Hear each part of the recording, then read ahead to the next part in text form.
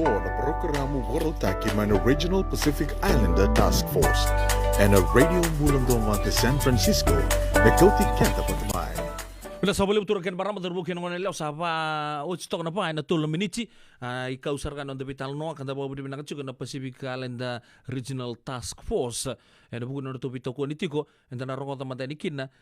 so na itu kumbala tanga na bula enta la kopo chigongo ka waktu kai chiko ya weekenda na bula ni nonardo numi irana kautamata karazama itawa ni Amerika tungo kanto bukan lagi kita juga karena Asian Pacific American dua tali sa leta buti ciko Asia Pacific Islander se Asian American Pacific Islanders se Asian American kan don ken itu buti kasangga itu buti kino ken tamai na Pasifika na Asian American and Native Hawaiians and Pacific Islander oya and sama itu na buno lebungo o Amerika.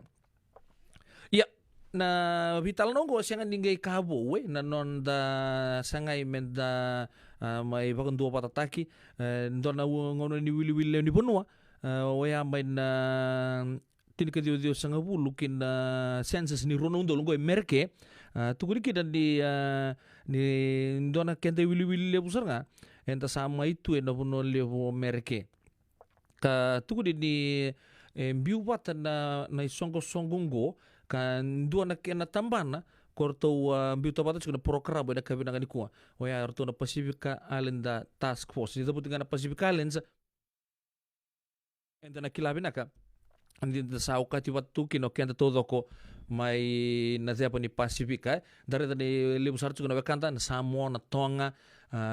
kenta to mai viti archuk talangan gono bekanta mai Tuvalu baka talangan kine na be yatu yenu lalai na Pacifica ka kero do bitalo taka chukeu na do baka doritu lebu na fairly lebu mai Santa Rosa chukina na vita na mazao sauchi baka talangan kine na Santa Clara County o yan nonra sa ilobo tumay na ulibiluta ki may Washington DC ni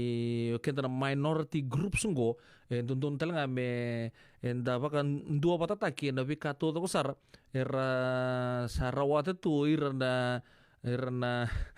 baka to kambia ko irna sa liumay na puno go melihat ni kenta liu kenta enda lagamay da gamay tawon no so kenta enda migrants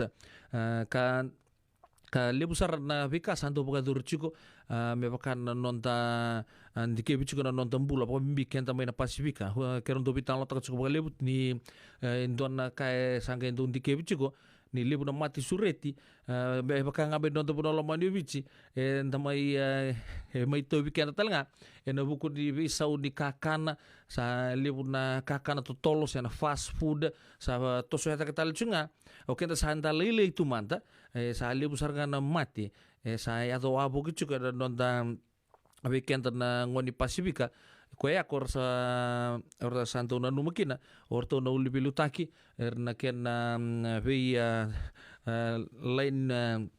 ni bilutaki todo ko angai boil down todo ko mai vir na be state todo ko enta pagi tikina o yana kena sangay medan dong garabi baga bina kasar na kena blow out mai na COVID na vida na bag sa uchi da bago bina kan ni sa pagreta kana President Joe Biden ni sa uchi na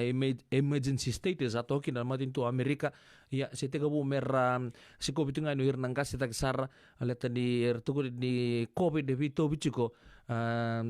they'll be prone to it raw sar na kena to vira chigna baka sama ni COVID siang wala nga di mati ay take na mati ni suka na tumbu ni ra na bi matanggali mati so ko ya konto baka duro abu gitu kina na bi trade fair na ni bosota na bi fair lilibu health fair or ni baka to ya na bi counting duindui San Francisco pambuti ni baka duro taltunga na bi buno to sar California o ya na kena sangay chuko me an rabi tuko na nondambula me ko saboreta ka chuko ando na maram ando bagita chuko pagarita ka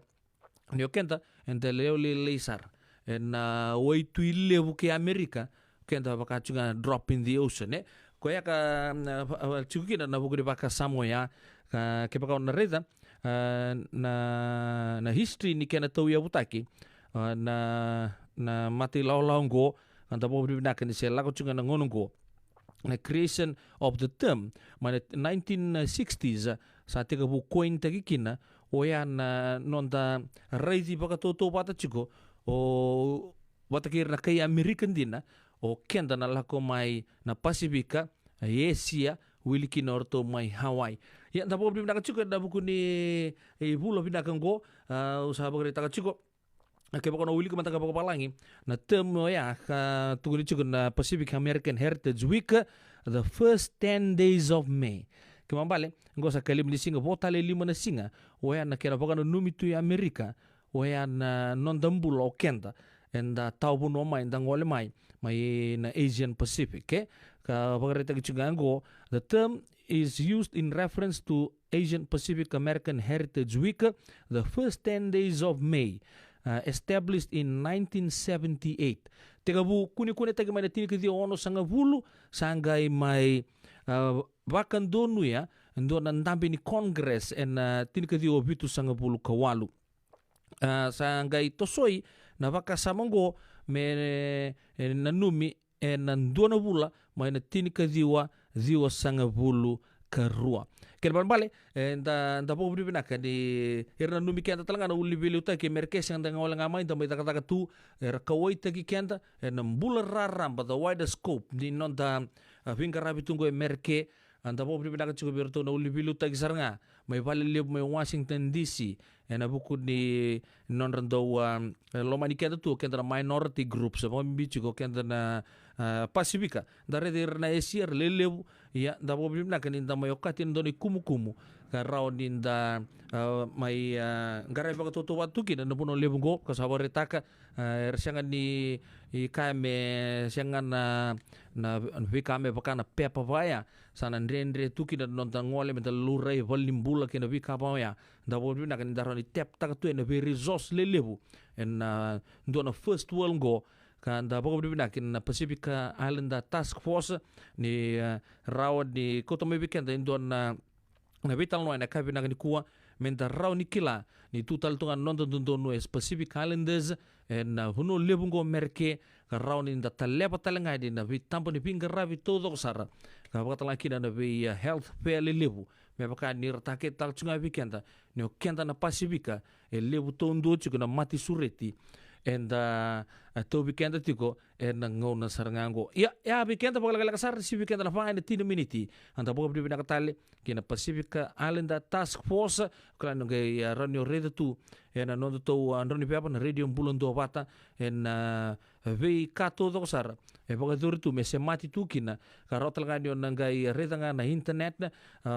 Asian Pacific Week sena month kanda baka no ni binakatuko en buku ni weka saba kador chuko membale chikenda na pasi na ngoni ni Pasifika kanda tu en huno lebungo o merke saba